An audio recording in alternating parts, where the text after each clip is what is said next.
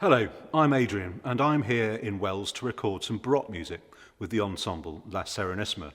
The music you're about to hear is by an Italian guy called Giuseppe Antonio Brescianello and was written about 300 years ago. It's part of a suite for strings and continuo.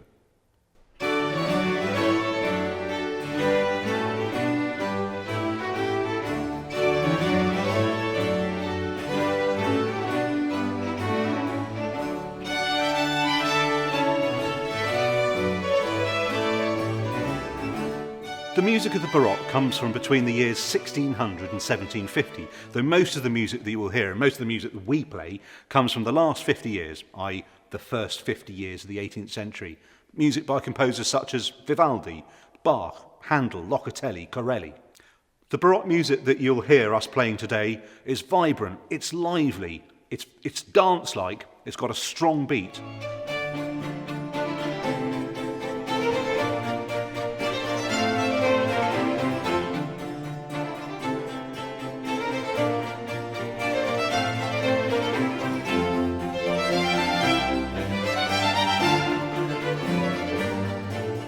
You've heard a couple of bits of the Brescianello chaconne now. The chaconne is a kind of a dance that was popular in France, and some of you may have noticed that the music kind of repeats itself. If you've spotted this, well done, you should go to the top of the class, because in actual fact, that's exactly what is happening. Let's have a look at how this works. 2, 3, 1.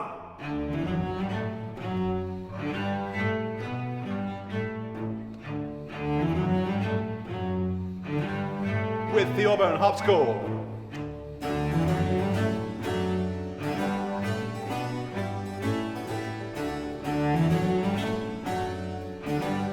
Let's add the violas.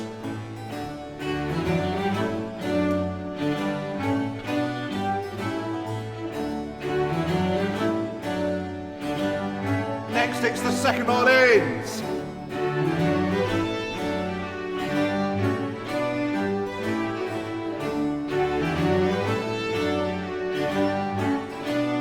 First violins.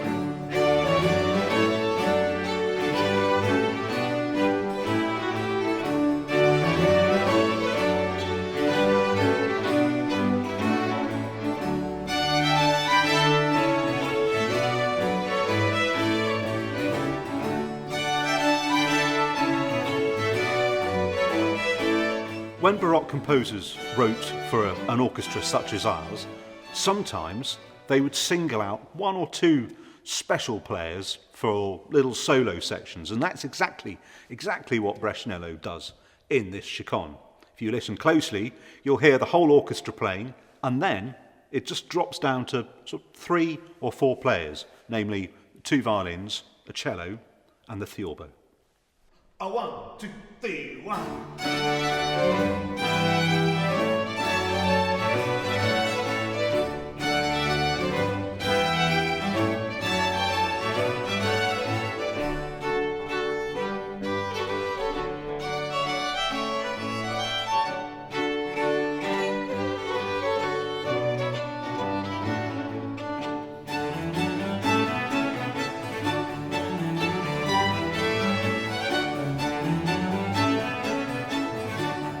One of the special things about our Baroque orchestra is that we use instruments that are very, very slightly different to instruments that you might play at school.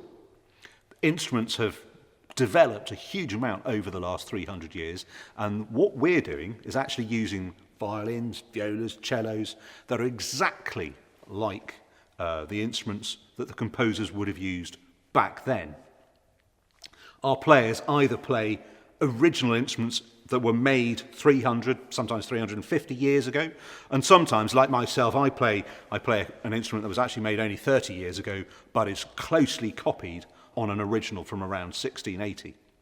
One of the main differences between, say, a modern violin and a Baroque violin is if you look at the strings that we use, the top 3 strings are made of pure gut. In actual fact, my strings are made from beef gut. So next time you're having roast dinner, maybe my violin strings may have been made from the same cow. Let's have a look at a couple of other instruments in the orchestra that may be a little bit unfamiliar to you. Robin, you play the harpsichord. Yes, that's right. Thanks, Adrian. The harpsichord is, I suppose, the main forerunner to the piano, apart from the organ. So it was one of the key instruments in the Baroque period. In the orchestra, the harpsichord gives a kind of accompanying, a rhythmically driving role. And I'm always playing from a bass line, a single bass line, which is often notated with lots of figures and other symbols. That's giving me information about the notes I have to play. And it means that I don't have to play precisely the same thing every time. So there's a lot of improvisation involved in what I do.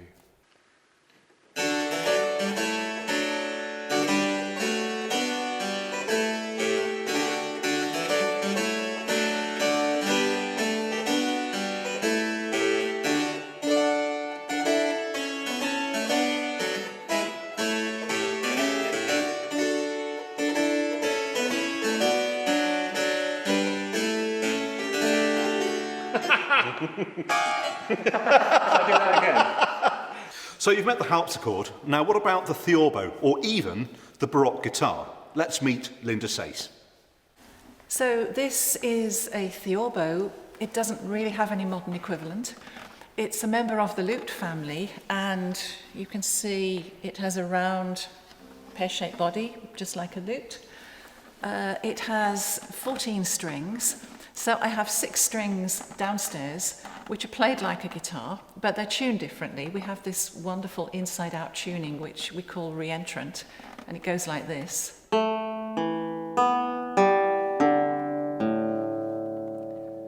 And then I have another 8 strings upstairs on this very long neck. Hopefully you can see that. And they are my bass register. In the late 16th century, when this instrument was invented, the only way to get a really low note was to make the string really long. And these strings are tuned to a scale.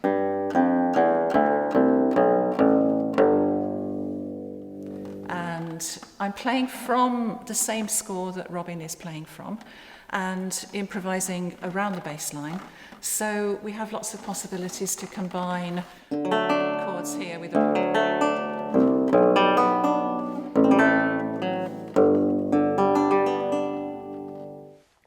The chaconne was a dance that was really popular during the 17th and 18th centuries.